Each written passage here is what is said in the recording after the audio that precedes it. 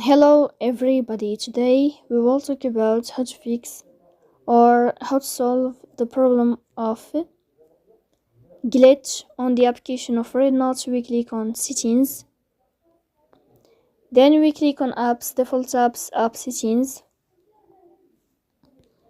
On above here you will search about REDnote app as you see and you will click. Then in this page of app info you will click on first stop and you will click OK.